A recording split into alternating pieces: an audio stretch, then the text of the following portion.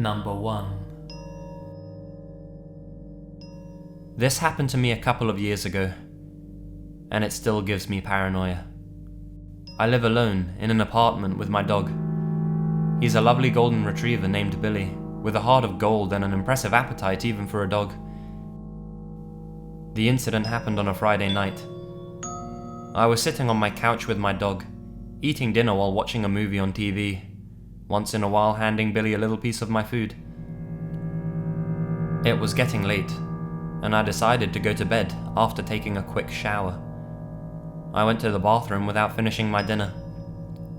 I must admit that I'm a kind of messy head, and a half-full plate left over unfinished on the table didn't really bother me. After the shower, I got into bed. I whistled for my dog, as he usually likes to spend the night at the foot of my bed. He didn't come, so I just went to sleep. He probably fell asleep on the couch or something. The next morning, I woke up pretty late, and this is where it became strange and creepy. The leftovers on the plate from the previous night were gone. It didn't really bother me. It was probably Billy who ate it. I went to the living room to find him and take him for a walk, but he wasn't there. I called his name, but he didn't seem to be anywhere in the apartment. Now I was seriously worried. I was really fond of my dog, and didn't really like it when he wasn't around. I spent most of the afternoon searching for him around the neighborhood, but I couldn't find him. I even called the police, telling them about my situation, but they told me they couldn't do anything about it. Sad and depressed, I went home. But when I got back, I found something that sent a chill down my spine. It was a note on my nightstand that I hadn't noticed earlier. There were 7 words written on the note that I will never forget. Thanks for dinner. I like your dog. I've never been so afraid in my entire life. The person who wrote this had been in my apartment during the evening and had eaten the leftovers of my dinner. How long had he been hiding? Was he still around? I ran out of my apartment and called the police again. I told them that someone had broken into my apartment and I feared that they'd taken my dog. They came to investigate, but they didn't find anything. After the incident, I hung up posters of Billy everywhere in the neighborhood, hoping that someone had seen him, but I never saw him again. I haven't had another dog since then. Number 2. This happened about 10 years ago. I went to a bar with some buddies of mine for dinner and a couple of drinks. I live on a dead-end street, so traffic's pretty light. I'm driving home, and I noticed this car is following me. I didn't think too much of it at the time. I pull onto my street, and this car continues to follow. This car pulls up beside me, and the driver motions for me to roll down my window because he has something he wants to say. I lean over and roll down the window, and the guy says, "Hey." I then see someone in the back seat. He leans forward towards the driver and says, No, that's not the guy." The guy in the front seat then says, "Oh, forget it, man. Just go to sleep." I give him a confused look, and he just repeats, "Go to sleep." He then drives off. Afterwards, it dawned on me that he probably had a gun on his lap, and thought I was the guy that wronged his buddy in the back seat. I was leaning over right towards him, so he would have shot me in the head if he thought I was guilty. Number 3. I was at a park yesterday with my friend and her family.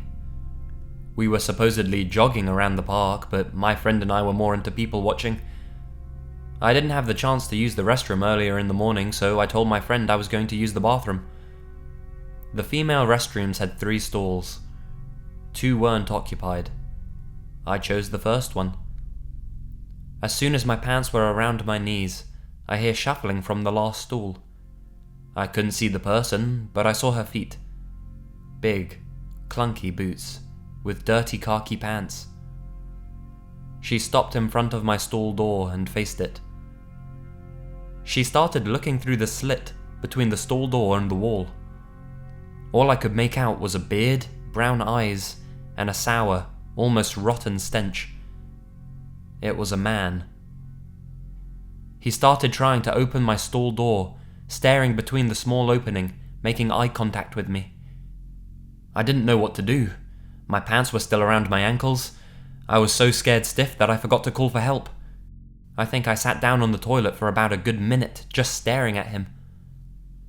I heard a voice say to him, "What are you doing in the woman's bathroom?" He stopped. He didn't even try to make a run for it. He just slowly walked out of the restroom.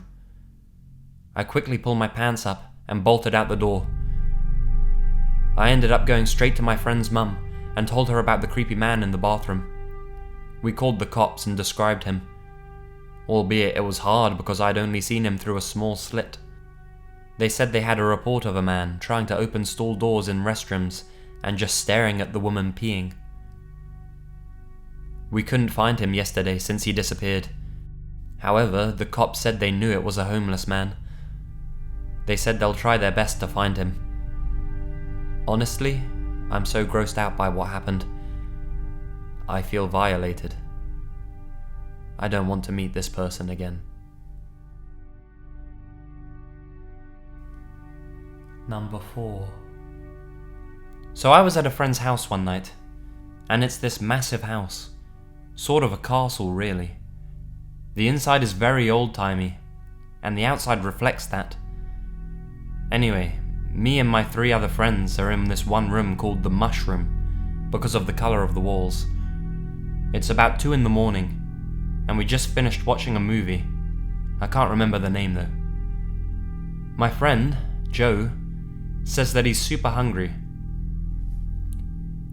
My friend who owns the house, Jack, says that there's no food downstairs that's going to be easy to make, so we decide to go into town, about 10 minutes away on our bikes.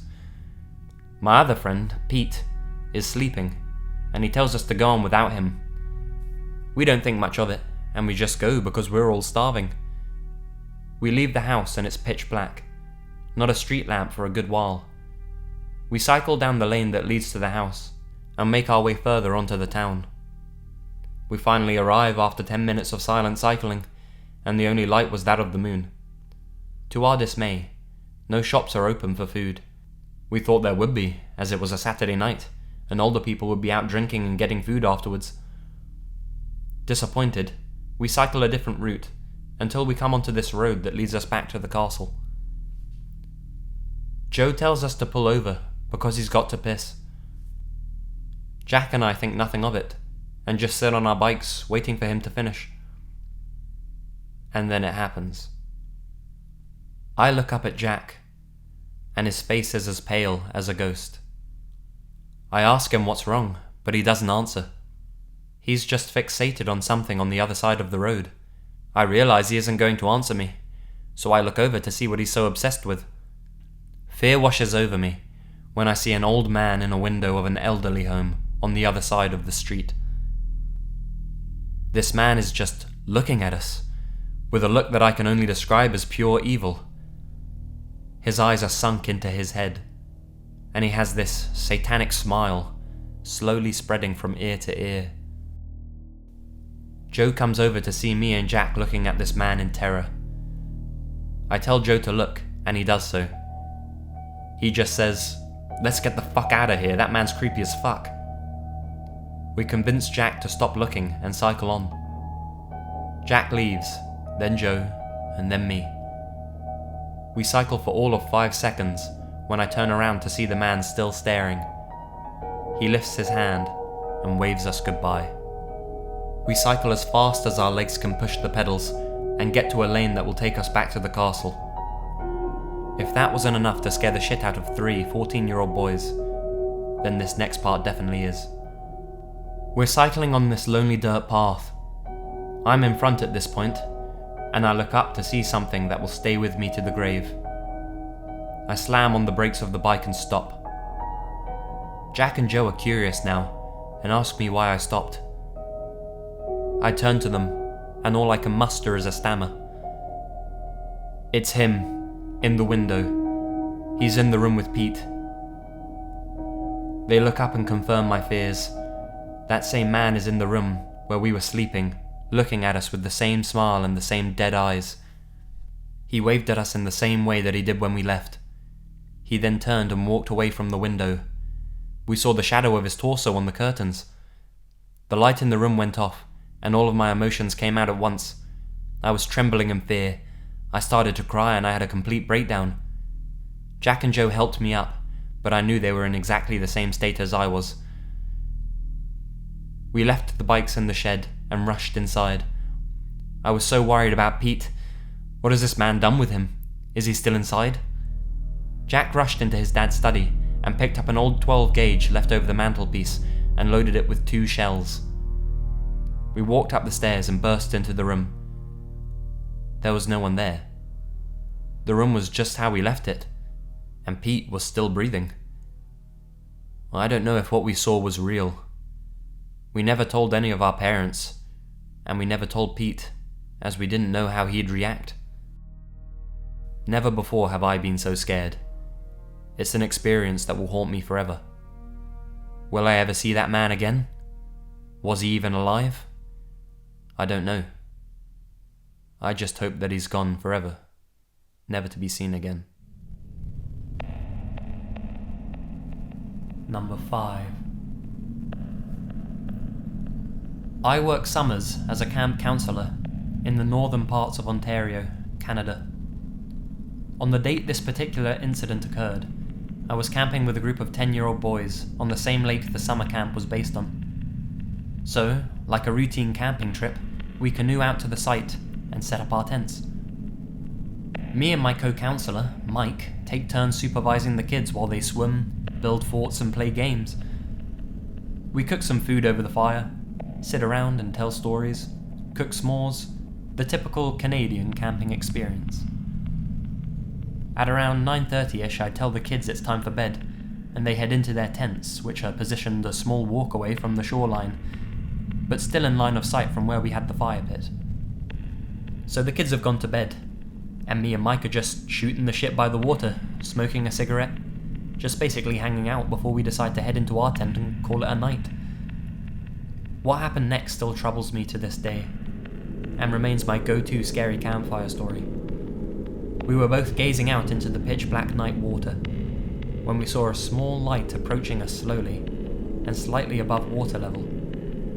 We speculated what it could possibly be for a few minutes, before it came close enough for us to see that it was mounted on the front of a kayak, and that someone was approaching our campsite.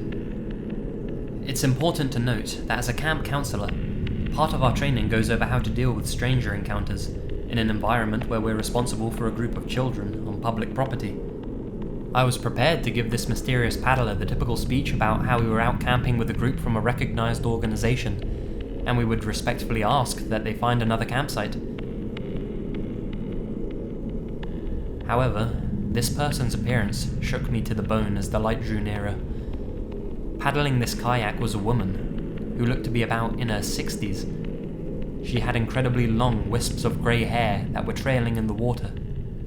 Her skin looked like old leather, and her dead-looking eyes were tough to spot under all her wrinkles. She looked directly at me, and when she spoke, I realized she was missing most of her teeth. "Are all of your children safe in bed?" she asked me, pointing in the direction of the tents. Not really knowing how to respond and quite frankly shitting myself, I responded by telling her that they were fine and she had to leave. "That's good. Just as expected for this time," she said, smiling, then turned her kayak and paddled off into the night. At this point in time, myself and Mike were legitimately very creeped out, not only by the appearance of this mysterious woman who resembled a freaking corpse, but also her inquiry about the whereabouts and safety of the kids we'd brought along on the trip. Not knowing what else to do, we grabbed our hunting knives and sat by the fire after checking on the kids. Half an hour later is where shit started to get really creepy. Across the lake, a female counsellor was leading another trip for kids around the same age group. She sent a text to me, which read something along the lines of, "Hey Sean, stop screwing with us, this isn't funny. My kids are really creeped out." I instantly called her and let her know that I'd just seen someone near my campsite that seemed eerie, and that I was not trying to play a joke on her.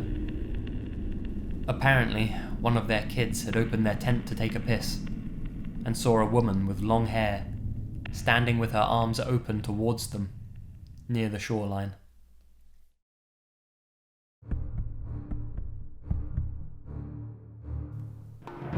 Hi guys, thanks so much for listening.